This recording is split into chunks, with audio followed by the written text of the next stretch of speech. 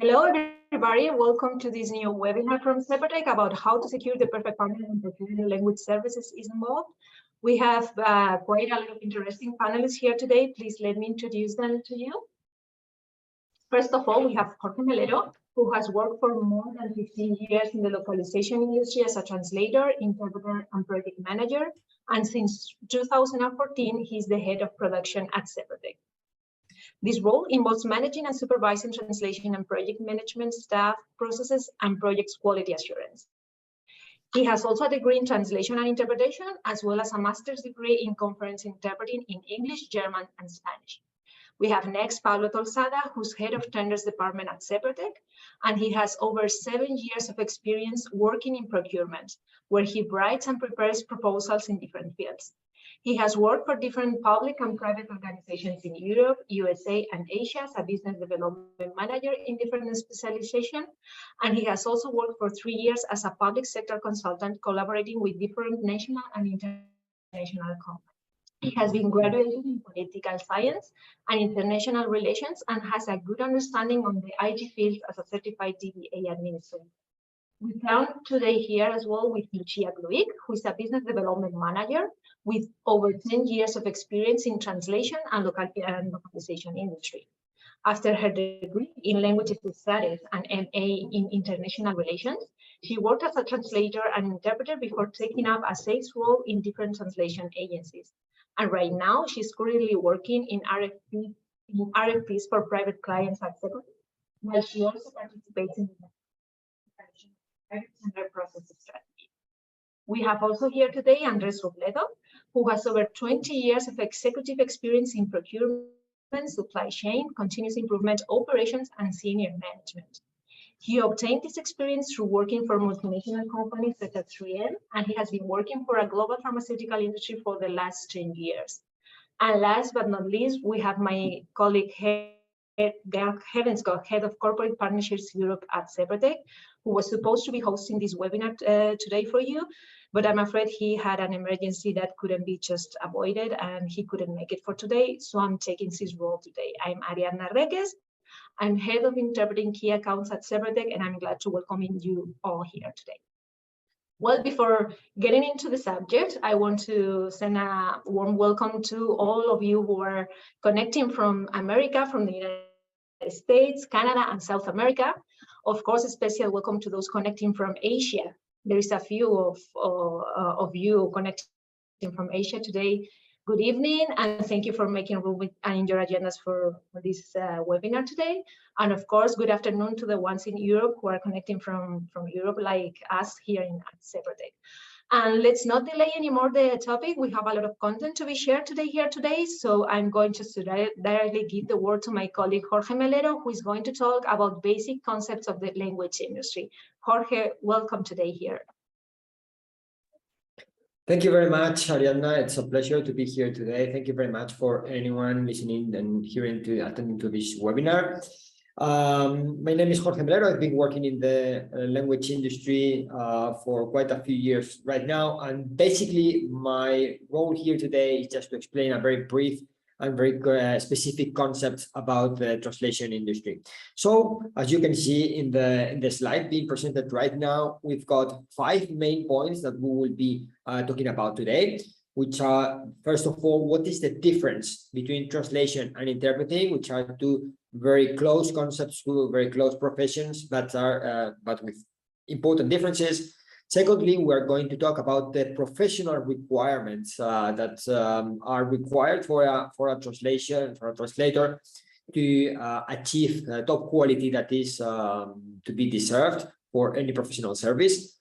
Thirdly, we are going to talk about CAD tools. What are CAD tools? What is the software that is being used in the translation industry to get the best benefit of the use of this technology, so that both translators, clients, and everyone can benefit from these tools. Fourthly, we'll be talking about the average productivity of a translator. I mean, what is the how much output can a translator perform when working on a daily basis on translation as a professional translator? And last but not least, we will discuss and we will mention some other considerations related to the translation activity. So now moving on to the first topic we got today, which is the difference between translation and interpreting. And where are we talking about two different scenarios, two different activities? First of all, because the roles and the skills needed by a professional in translation and interpreting might be different. And secondly, because we are talking about a main differentiation, which is that translation is related to the written text. That is anything that has been written, no matter if it's a postcard, no matter if it's a letter, no matter if it's a manual of instructions or a leaflet. Anything that has been written will be under a translation process. And we are talking about interpreting when we are talking about any spoken text, that is a human being speaking and at the same time or consecutively being interpreted into another language. So in both cases, we've got this transferring of ideas of texts or words from one language into another, but we will make a difference if they are written or if they are spoken, so as to name them translation or interpreting. And as I already mentioned, we've got here two different roles, two different profiles for each of these different sectors.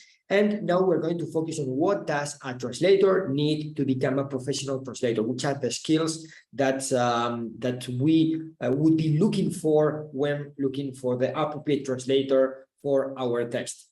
So in our next slide, you will see which are two of the most important aspects that we have to consider when hiring a professional translator.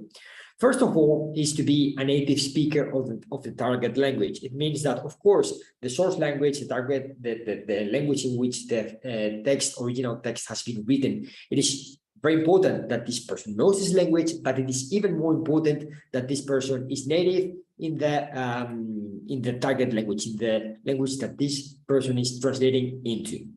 And secondly, of course, that is not enough. If we want to be accurate in the target text, if we want a translation to sound as natural and as good as if it had been written in the source in the source language, then the translator needs to be an expert in the subject field, which means that, for example, if we are having a medical translation,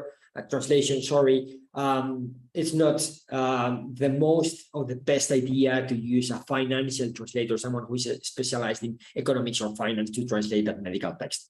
So these are two of the most important professional requirements. We do not have much more time to get into more details about that, but I think that can give us a background and some ideas of what is important when hiring a professional translator.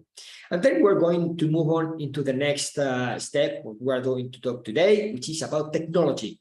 And why is technology important? Well, technology is important because translation, to be done professionally, it should be going under some specifications. And these specifications are specific software that can be used, and the name of this generic software is the CAD tools.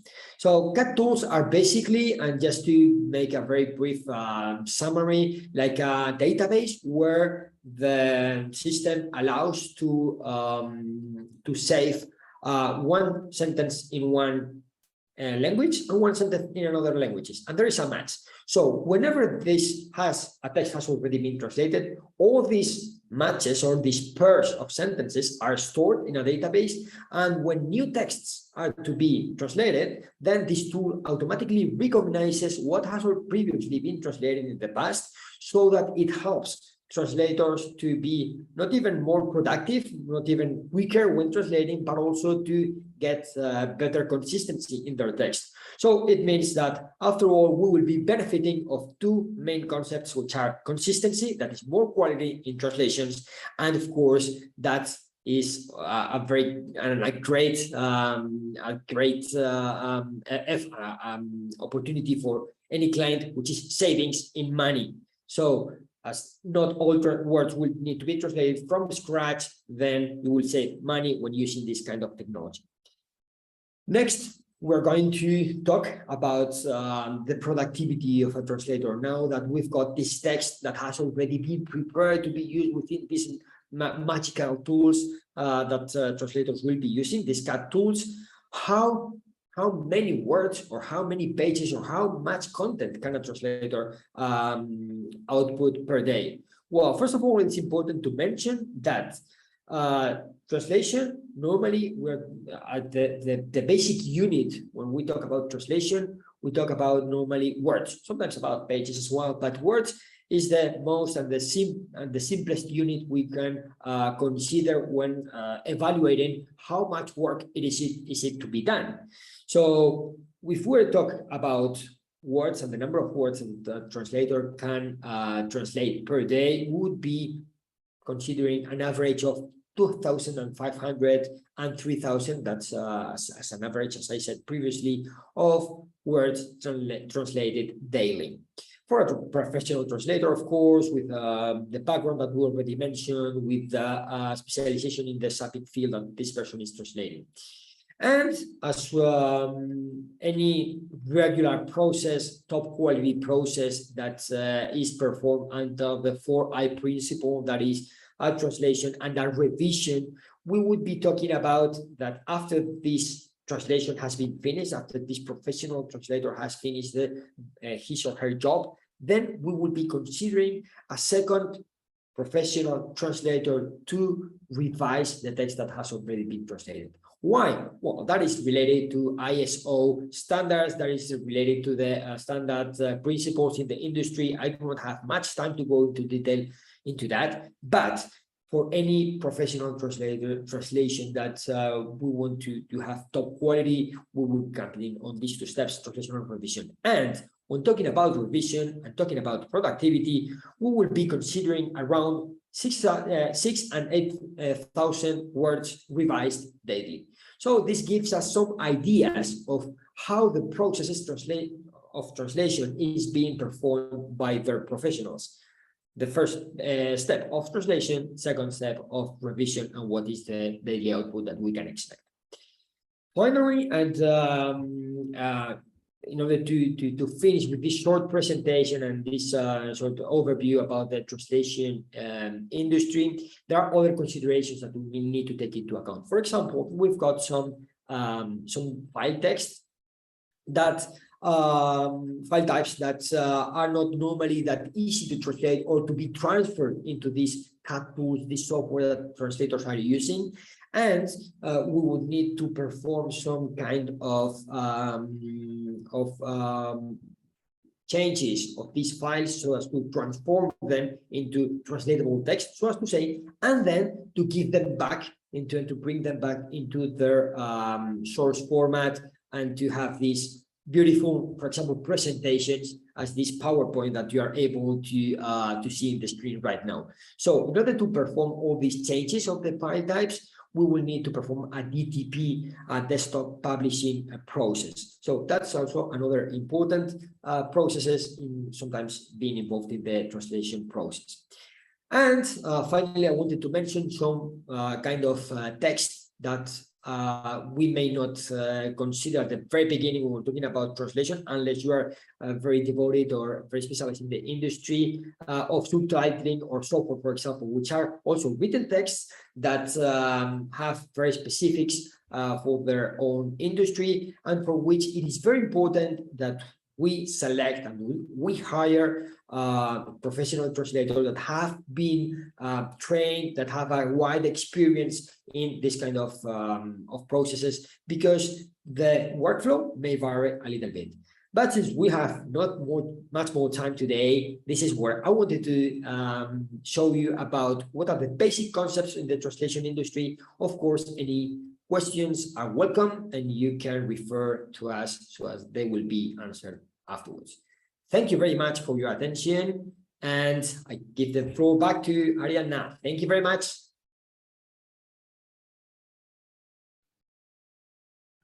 Arianna, I think you are muted. You're muted, Arianna. Thank you. Thank you, Jorge. Thank you very much for this general view of the translation business. It's now the turn of Pablo Tolsada, who is going to talk about the ideal structure of a proposal, do's and don'ts for a successful selection process. Please, Pablo, go ahead. Thank you, Ariadna. Thank you, Jorge, for the presentation. As Ariadna said in the beginning of the presentation, my name is Pablo Tolsada. I've been working in procurement and bidding and tendering for the last 7 years, and this is basically what I've been doing in Seprotec. And to start off the presentation, what we wanted to do with this small presentation about procurement is to describe and establish the best possible understanding between the client and the possible supplier of services. This is what we want for the procurer to know and to establish the best goals and the best ideas in order to have the best understanding between the parts. So we are going to divide this presentation in 6 different stages. First is going to be the types of proposals. Then there's going to be the eligibility or the compliance, which is the part which, in order to know if a supplier is eligible for our services, to know what can we establish as our requirements, as minimum requirements. And then it's going to be the proposal itself, which is divided into a technical criteria and the financial criteria. Then we have the technical offer. Usually the proposals are divided between technical offer, the part which is more connected to the service itself, and then the economic offer, which is usually mainly the price. And then we're going to finish the presentation with the conclusions of the parts of the proposal that we think they are most important. That would be do's and don'ts. Thank you, Ariadna. So to start off, we want to establish what are the objectives of a proposal. When a procurer is requesting a supplier for a proposal, we want to know what is the best scenario in order for us to get the best offer from a supplier. And it's very important to know the information, to have basic information about what services we need from the supplier. In this case, as I said before, we have divided this presentation in three different stages. Then it will be types of proposals that is going to establish what exactly do we need, what information is needed from the supplier, and the quality and price, the best quality ratio price vendor that we can get. As I mentioned in the earlier slide, the idea is to be able to select the most suitable vendor for the services required. Then it would be to recognize the quality of the vendor once we have the information of the compliance and the technical and financial offer. That would be the part of evaluation. Once the compliance is finished, then we have to evaluate the information that has been given to us as procurers. That will be recognizing the quality in terms of technical and also economically talking. Thank you, Ariadna. So first of all, like we mentioned, we want to establish what are the types of offer that we want to establish when we require a proposal from a supplier. That is the information that we are requiring from the supplier. In this case, there are 4 types. We have established 4 main types of proposals. That will be the request for information. In this case, there is only information as to know basic information before we establish requests for proposals or requests for quotation. It's the stage right before requesting for a proposal when we don't have enough information in order for us to submit a proposal. Then we have the request for offer that can be mainly just economical or just mainly talking about technicalities. Then we have the RFPs, which is the request for proposal, which is the most used one from the procurement departments. It is, as we discussed earlier, it includes all the main stages of the procurement stages. It's the main proposal itself that includes all the information needed. And then we have a request for quotation, which is very similar to the RFO or the request for offer. That will be only establishing some criteria, some economical or financial criteria. Thank you, Ariadna. Second of all, once we know what we need from the supplier, we need to know if the supplier or the client, in this case the supplier, is eligible for us as to deliver services.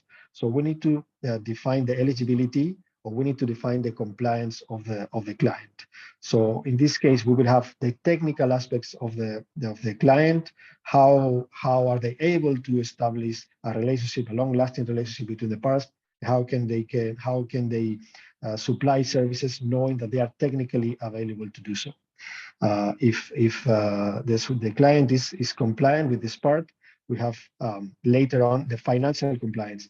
Are the client able to deliver services? Do they have enough financial muscle as to establish a long-lasting relationship with us? We need to know that before we request them for just an offer. We request them just for a proposal. It is very important to establish these stages before we get into a long-lasting relationship in the future. It is a key matter in order to have the best services offered. Then there are other certifications that can be required from the client. That can be sustainability certificates. That can be ISO certificates.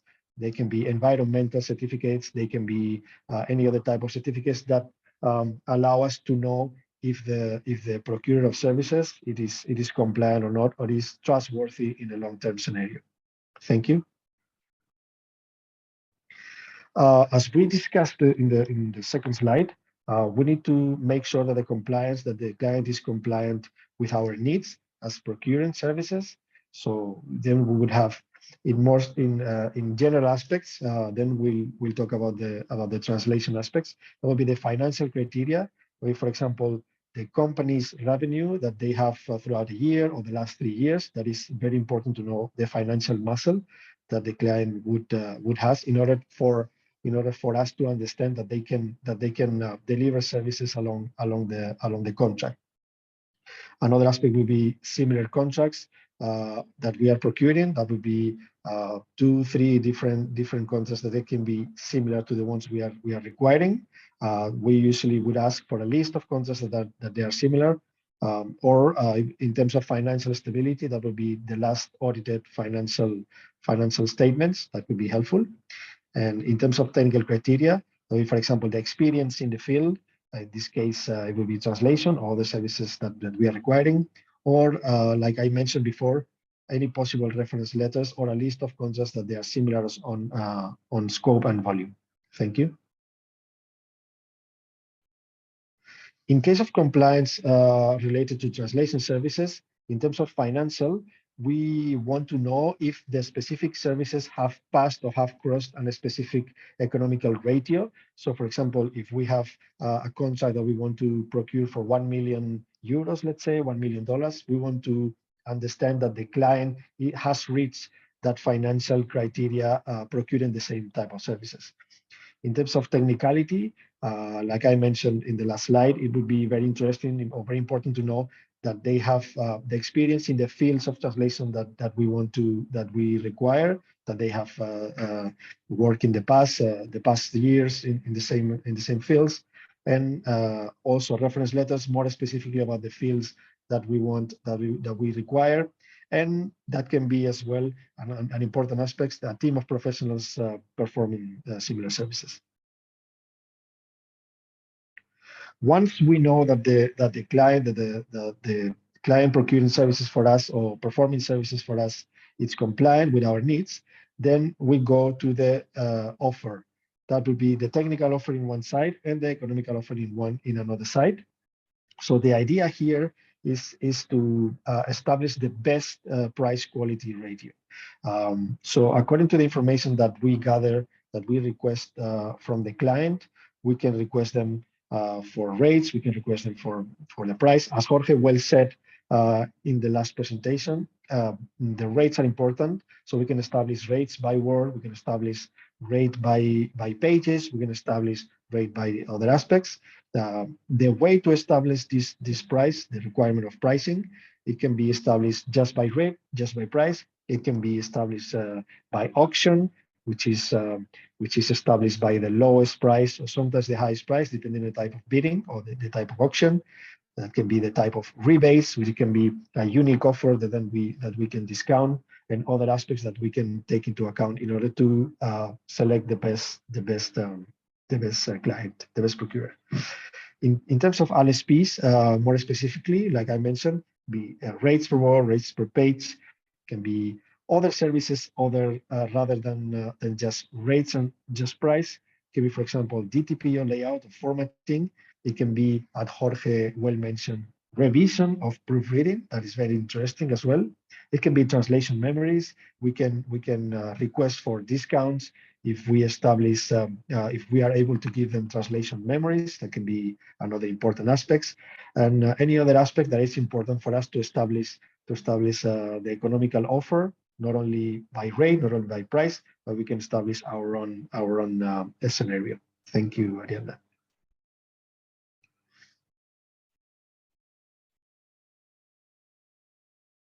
And to end the presentation, we want to make sure that it's understood, how we can recommend the procurer services, the client, what is the best thing to do when we want to request for services.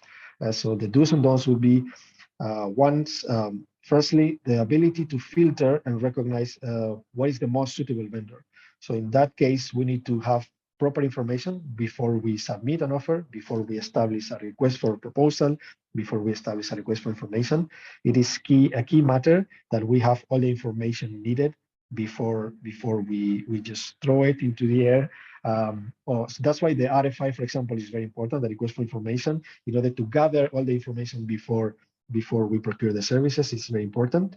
So the most important thing I would say is also not leaving much room for interpretation, that we have all the information very clear, and in that sense we know, and we have all the key matters, all the best scenarios in order for us to choose the best partner in order to have translation services.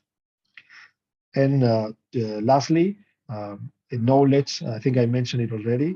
In this field, knowledge in this specific field, it is very, very important in order to choose the best client, and in order to have a long-lasting relationship, because sometimes contracts can be made for not 1 but 2 or 3 years. The longer, the better in these cases. So thank you, Ariadna. I'll pass the word back to you. So then we can hear Lucia's presentation. But in any case, at the end of the presentation, I'll be ready to listen to whatever questions can be asked about this subject. Thank you. Thank you again. Thank you very much, Pablo, for your intervention. Now, as Pablo was saying, it's the turn of Lucia Gluig, who is going to talk about the minimum requirements participants should meet for this tendering process. Lucia, welcome.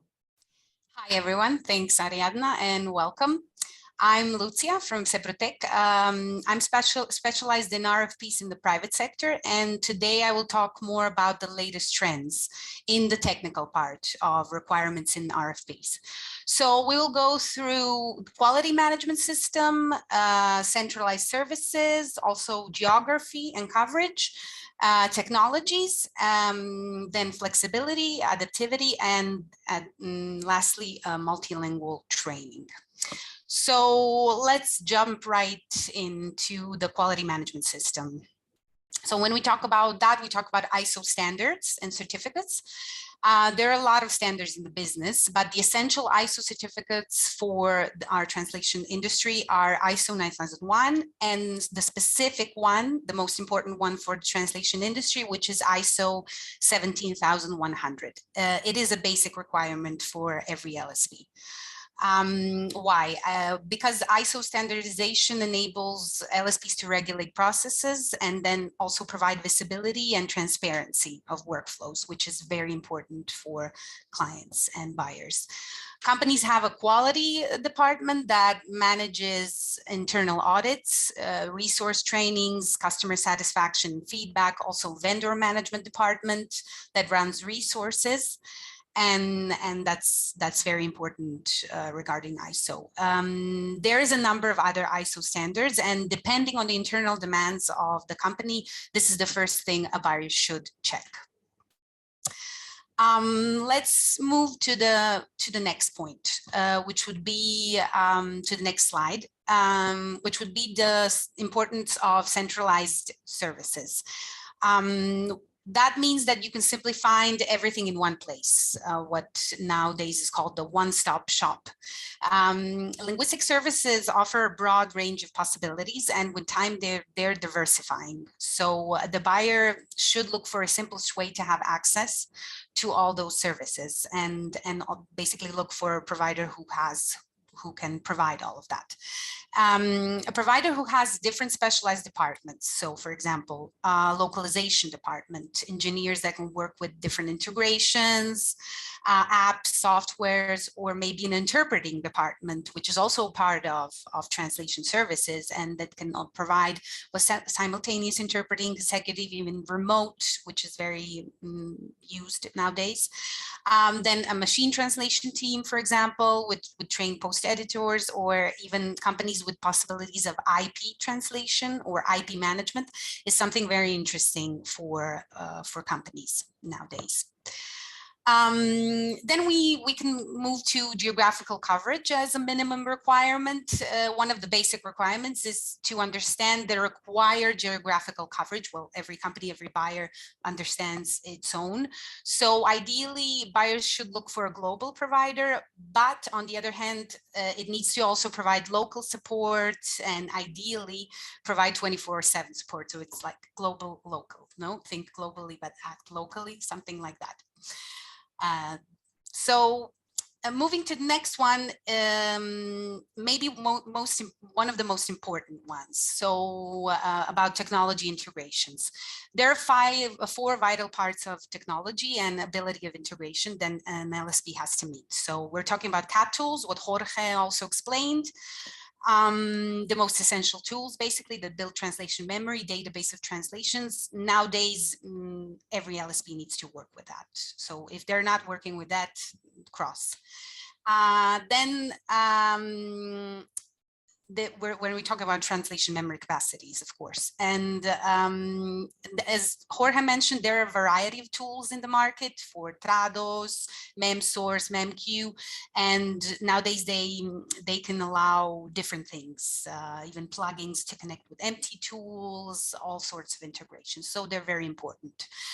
Then content management. So an LSP needs to offer integration or different language management possibilities inside CMS, like WordPress, Joomla, for example, the option of multilingual pages, export, import a certain type of file, translated with help of CAT tools. So that would be a basic requirement. Then very connected to this part is the localization area, which previously mentioned. It's very good to have a localization engineering team who can perform testing of different tools and softwares. For example, we have one of our bigger life science clients that is starting to manage a new tool in a completely different way internally, and they offer TMSs, translation proxies for web and app projects, even translation analytics, and integrations with MT engines. So our localization team is currently dedicated on establishing the integration with our own tools and TMSs. And lastly, we're talking about terminology management, which is also related to CAT tools, is essential to handling large projects, long-term continuous projects, also specific terminology use. The tools that create terminology databases, they're made that way so the language can be kept consistent, establishing a standard project specific language and a style guide. And when translators use terminology management software, they're able to search for terms automatically in a new document within a database. So basically some of these programs allow translators to add in the database new pairs of words, match, verify texts, and they have a variety of functions. So it's very important to also provide that service. And let's move on to another important point, which is flexibility. And why is flexibility important? As we all know, in translation, everything is about efficient workflows, and it's necessary to know when to adapt to workflow. So that a buyer should look for an LSP who is ready to adapt. for example, a very common practice, as we were talking about the financial, also I'm mentioning a bit the financial part here, what also Pablo mentioned. A very common practice in the RFQ is to ask for different workflows. No, we mentioned human translation, also options with machine translation outputs, post-editing, or maybe only see the part of revision, human review. So basically, a buyer needs to look for all of that. Why divide workflows? Because different business units, they have different expectations and needs. Some of them need to translate hundreds of pages of technical manuals, and they need shorter turnaround times because there isn't enough time for human translation and review. And then others work with online products, look for maybe transcreation services, which is a totally different type of workflow, or human translation. So you should look for a vendor that's able to provide various options efficiently. And basically, well, I was referring to that in the slide 5, where you can see the workflows, and in the next slide, also a bit about flexibility that I already mentioned. So we can pass to the next slide, Ariadna. So lastly, one of the requirements is to look for the vendor who's able to provide a coherent handover proposal and a takeover plan. Here we're talking about the multilingual training. You know, when the client, as I mentioned, has different business units, they should be able to provide training in local languages, firstly. Then a good practice is to share welcome pack, maybe on info how to request a translation, language combinations, turnaround times, maybe a possibility of a customer portal and how to use it, and to get to know the team who's behind all of that. Because if you know your team, you know your processes and who is running your projects and what are their roles and responsibilities. Project managers, who are the account managers, all of these stakeholders need to be clear for different business units in the company. And in a takeover plan, upon the award of the contract, usually the account manager ideally should include different activities like meeting with the client, collecting specific requirements, updating information, knowledge repositories, good practices, language strategies. Then the training, important part, and the classification of client services of the main areas, domains for translation, localization, and if there is interpreting, for example, or other services. Also, the description of the production system is very important, including translation memories and terminology management tools. So here, a very important detail about the TM. If you decide to change providers, TM belongs to you. And an account manager should also, that's a good practice, draw a plan for everyone to have an updated workflow activities and also a day-to-day work distribution. And I think with this part, I'm concluding my whole part of the webinar. Thank you all, and thanks, Ariadna. Thank you very much, Lucia, for your intervention. Andres Robledo, is now your turn. Please let us know about performance management. Thanks, Ariadna. Thanks, everybody, for joining today. And also a special thank you to Seprotec for giving me the chance to present this topic today. So, supplier performance management with TQRDC approach. The TQRDC means technology, quality, responsiveness, delivery, and cost, that we will talk in a minute. And it's also connected with the second topic that I will present, that is supplier risk management. So let's go step by step. So why is supplier performance so important? Well, regardless it's a direct or indirect material, a small, medium, or multinational company, or a local or global supplier, if we don't have the proper monitoring systems, processes, and controls in place, we could put the business at risk. And in my professional career, I have some examples here. I'm sure you will have much more, but I have been working in the pharmaceutical industry in the last 10 years. I remember situations where some small supply below the radar, a small spend in the whole list could stop production, 1 day or 1 month.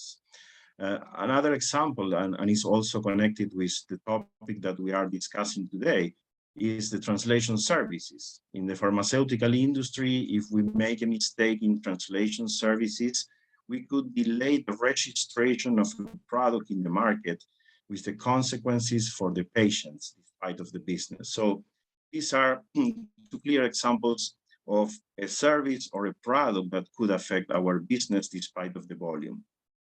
Next, please.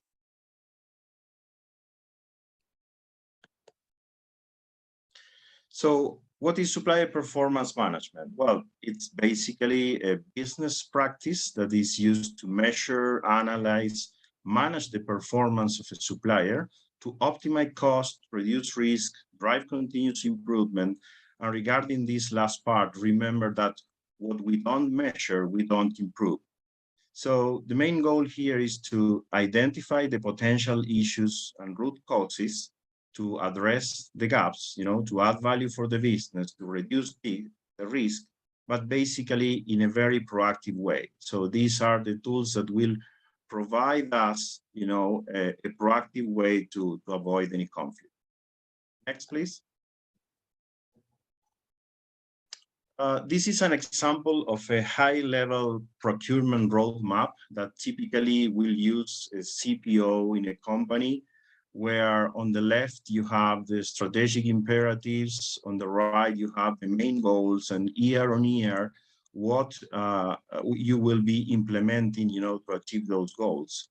So here, as an example, we have 5 strategic imperatives, 5 pillars that are used to communicate the strategy inside an organization and to the procurement team as well.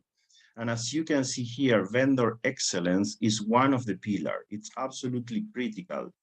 And inside this plan, we can see the supplier performance with the TQRDC approach, and also the supplier risk management further in the road, to reduce the risk and add value for the business. It's just an example, but you can see here the connection that is part of a strategy. Next, please. So the TQRDC approach is a holistic approach to evaluate our suppliers, right? I have been in the procurement shoes many years, and I know the pressure that all of you have about cost, but this is much more than that, When we analyze technology, we analyze the technical support, the new tools and equipment, the state of the art of the machinery that the supplier is providing. In terms of quality, well, service, product quality, of course, but also reliable information, transaction accuracy, responsiveness, timely answers to our requests, effective corrective actions, and for sure the delivery of the service and the product that can be measured with specific criteria or KPIs like OTD or OTIF. And last but not least, the cost, right? Cost reduction projects together with the suppliers, value-added activities, continuous improvement projects, and so on. So basically what we will have behind these variables is a full detailed questionnaire that should be answered in order to get a scoring that will provide a green, yellow, and red flag for that supplier. Next, please. So here we can see, the 4 steps of this process. So first of all, on the left, we will select, the number of suppliers that we will try to get into this process. In some cases, not only because of the performance, but also because it is strategic, or in the pharmaceutical industry, because it is a regulatory or mandatory, So the second step will be to generate the scorecards, and this is a team effort. We need to standardize criteria that allow consistency in measurement, to compare the different suppliers. Then we will communicate the scorecards, and this is, it has an external part and an internal part. The external part is to bring the supplier to the company and share which are the measurement tools that we are implementing in order to calibrate expectations. And also we need to communicate the scorecards internally, to convince the stakeholders to get the management support that we need to implement these processes, because it is not something that procurement can do it alone. It's a team effort. You need to involve quality, finance, and other areas as well. And last, well, we will manage and improve the supplier performance. So just having the scorecard is not just a call to action on its own. So we need to bring the suppliers to the table, share which are the gaps, which is the status of the scoring, and also to create together action plans in order to improve for the future. So basically we will have a scorecard, we will have green, yellow, and red flags. And with that, we will monitor the overall evaluation of a supplier. Next, please. So connected with this is the supplier risk management, because the difference is basically the supplier performance management. It's a standalone evaluation, an overall evaluation of a supplier. But the supplier risk management is a more detailed analysis, spare part, by part, no matter if it is a service or a product, and which is the real connection with the business. Next, please.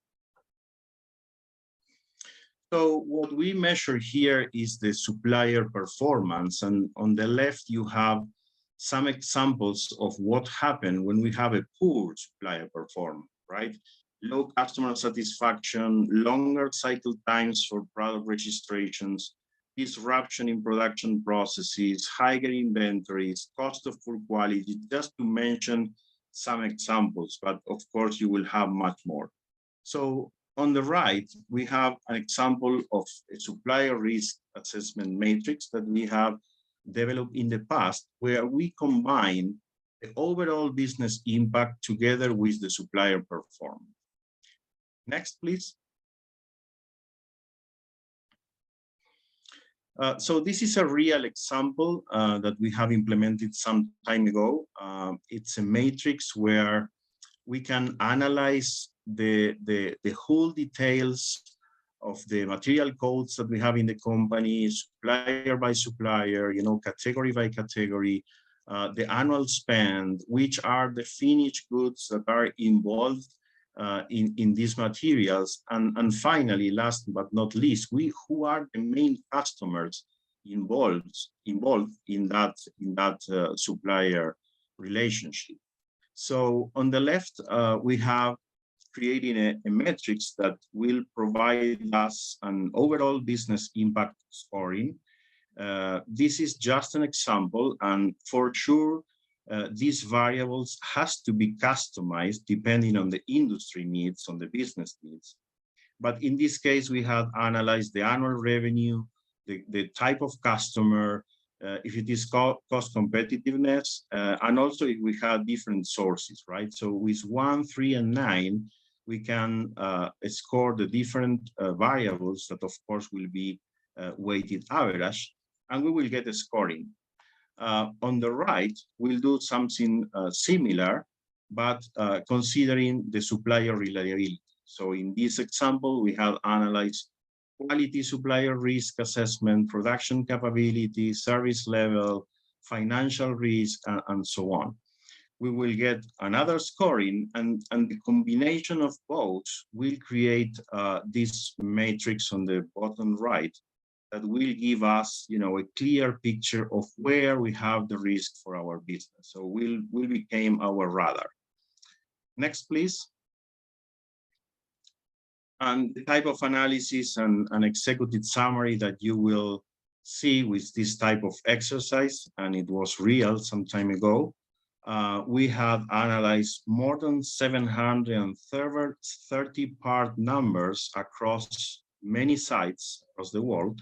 And finally, we detected 108 part numbers related with different suppliers that were putting the business at high risk, and 7 out of the 730 that were putting the business at very high risk. And of course, we took action on it. Next, please. Cross-functional collaboration. This is absolutely critical. Again, as I mentioned before, this is not something that procurement can do it alone. You know, you need to understand the stakeholder analysis. You need to involve the top management to get support. You know, and you will need a lot of information and data from quality, from finance, from legal at some point. But this is not something that can be done alone. Next, please. Okay, so as a summary, measuring supplier performance is absolutely critical. As I mentioned before, what you don't measure, you do not improve. Supplier performance is just part of the process. It's a standalone evaluation of the overall analysis of the supplier, but supplier risk assessment is the real connection with the business impact at the very detailed level. We have already talked about cross-functional teamwork needed. The weighted average variables need to be customized based on industry needs, and you can play different scenarios here.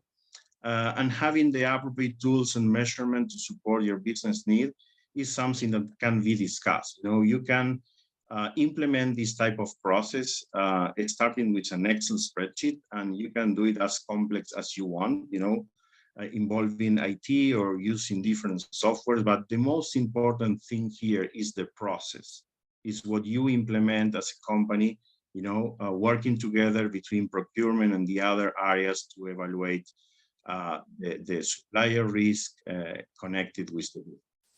So that was the high-level information I wanted to share today. And of course, if you want more details after the call, I'm more than happy to connect with you. Thank you. Thank you very much, Andres, for your intervention. That was quite interesting.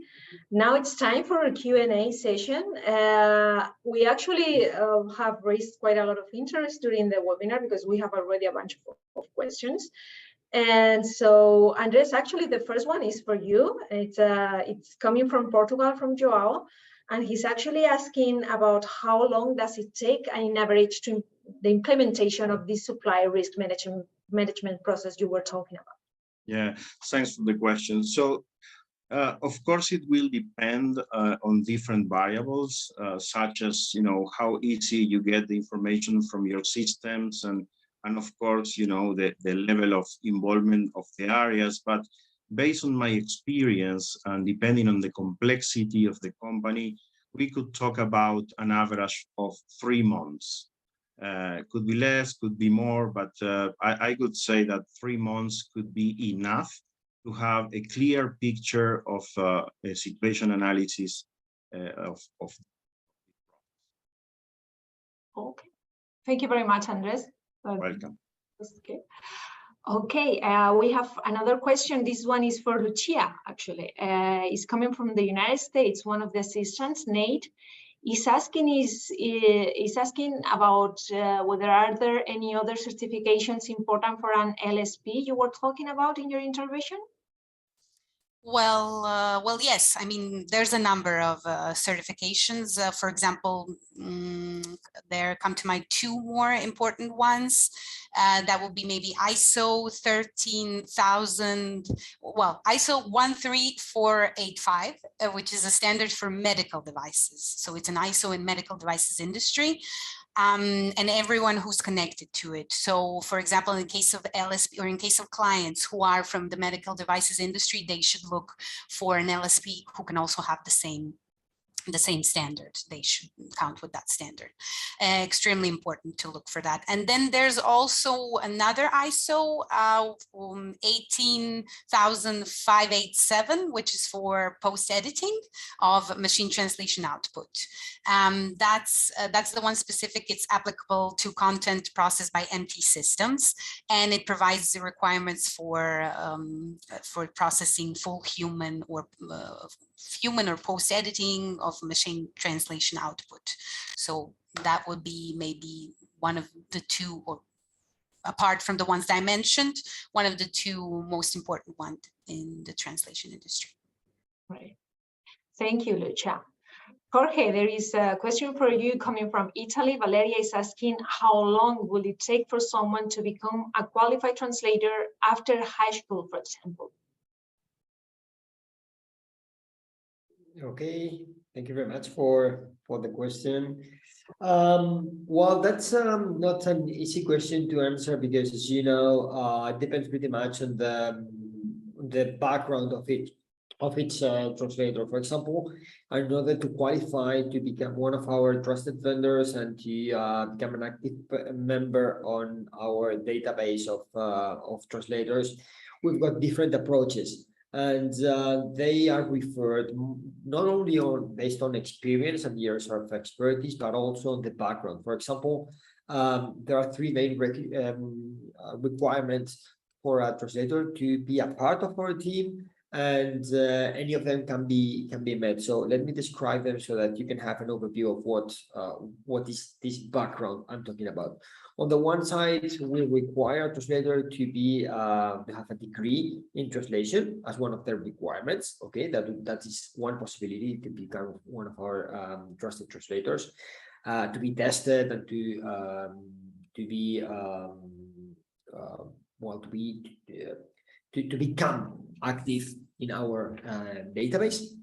Secondly, another option for a translator to be qualified into our pool of translators would be to have a degree in another field of expertise different than translation, and additional 2 years of experience of translation.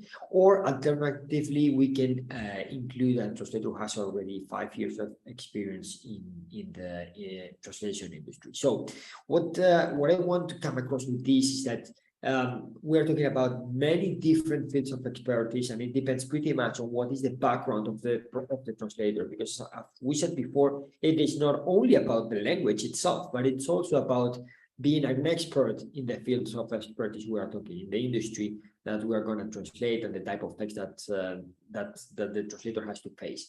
So we would say that there is a very wide range, even a low experienced translator, depending on for example, a very general text, something brief, something general, would not be necessary to have much experience. But also, if we are talking, for example, about a very complex medical report, we would need someone with wide experience and extensive knowledge on the field. So there is this is a very wide and open question. It would depend pretty much on, I don't know if Valeria is a translator or not, and if she wants to become more involved in the translation industry. I would recommend her to focus on what is the field of expertise she wants to really get involved, and that would make it easier for her. Hopefully this answers to her questions. Otherwise, I'm open for further clarifications. Thank you very much. Thank you, Jorge.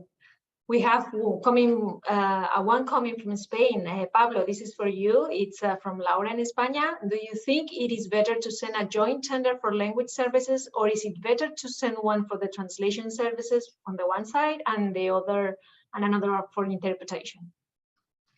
That's a very good question. Thank you, Laura, for the question. Thank you, Spain. Hello, hola. It is a very important question. And like I mentioned in my presentation, it is very important how the information in the proposal is structured, how the information has been divided, and the understanding that the client and the procurer have of the information that is going to require. So in this case, I would suggest, from my experience, in this case, I think the best idea would be to structure as much as possible the information. So I would definitely separate each service from each other. For example, in different lots. For example, it could be one lot just for translation, another lot just for interpreting services, or any other services. There is the possibility of adding extra services in the request. But the more divided, the more structured the proposal is, it is easier for the client to prepare a better request, I would say. So it's a very good question, but I would say dividing into lots is definitely a must go in this case, in this scenario. Thank you, Laura. Very good question. Thank you, Pablo. We stay in Spain. Lucia, Patricia is asking, what does a typical welcome handbook contain? Oh, well, as I mentioned briefly in the webinar, I mean, it could contain various things about the company and the explanation about the services and everything, but more importantly, it has to contain the explanation of the workflow. No, so how can you request a translation? So the best thing would be, in our example, for example, we as an LSP for clients, we prepare a brief, like a manual, a dynamic one with slides, where on one slide, well, you can how to request translation, who is your team, presenting your team, their emails, their contacts, then maybe talk about the prices, the services included, and the prices they have. And that would be basically it. Very short and very concise in a proposal. And then maybe also talk about if there's an option of a client portal through which you can ask for translation services, for example. So it's not through emails, it's through a specific portal, explain how it works, maybe give a short demo. So let's say it's a combination of everything. I hope it explains a bit. Thank you. Thank you, Lucia. I'm sure it does. Well, we are running out of time, but I think we have time for two more questions. One is actually from our assistants from Asia, who before going to bed has a question for Jorge. And Jorge is asking if would 2,500, 3,000 words per day be that will be valid for any language combination or for any specific language pair? Well, that's yeah, when we are talking about something average, yeah, that would cover almost any language combination, of course. And again, we need to take into account not only the language combination, but also the field of expertise. Because when we're talking, for example, about the marketing translation, it's not the same as when we're talking about instruction manual. I mean, those kind of documentation are pretty different. And the rewarding, for example, when translated from one language into another in these two different fields is quite different. So it takes different amount of time. So we're talking about an average, generally speaking, we would say yes, any language pair is potentially included within this range. But again, we should consider some more additional and important questions when coming more straight to the point and being more specific. Okay, thank you. And well, I think we can close with a last one. We are coming back from to Europe for this one. Pablo, it's for you. It's from Tony, from Germany. He asked, what's the strangest request you received in a standard? Thank you for the question. I would say in this case, when the information has been well established, there is no room for misinterpretation. But sometimes we have found questions that they are a little bit tricky to answer, or that they are thought to be answered for one specific provider of services. So in this case, that is a little bit risky. It's a bit tricky, and these type of questions are established to select a one preferred provider, a one preferred supplier. So there can be any question. There can be, like Lucia well said, in terms of certificates, in terms of ISO certificates, we know that our usual supplier is just having that ISO specifically, and the other suppliers we are requesting don't have that certification. So I don't know if I'm answering the question correctly, or I'm clarifying. because it is a weird question, but definitely it's a tricky question, and they know they are requesting or asking questions that not all the suppliers, not all the providers can reply. So in this case, that would be a strange questions, but important to have in mind in order to prepare the best proposal. Thank you. Okay, thank you, Paulo. I'm afraid we have a few questions more here, but I'm afraid we just ran out of time. So thank you. First of all, thank you for all the assistants who connected today. I hope the topic was interesting for you. And of course, thank you to our panelists. I think all the topics were very interesting, very useful. And please, just in case you have further questions or anything you want to comment about this present webinar, you have the contact of the panelists here. Thank you very much again from Seprotec for assisting, and I hope you have a wonderful day or afternoon or evening. Thank you and goodbye. Thank you. Thank you. Bye. Thank you very much. Thank you, everyone. Have a nice evening. Bye-bye.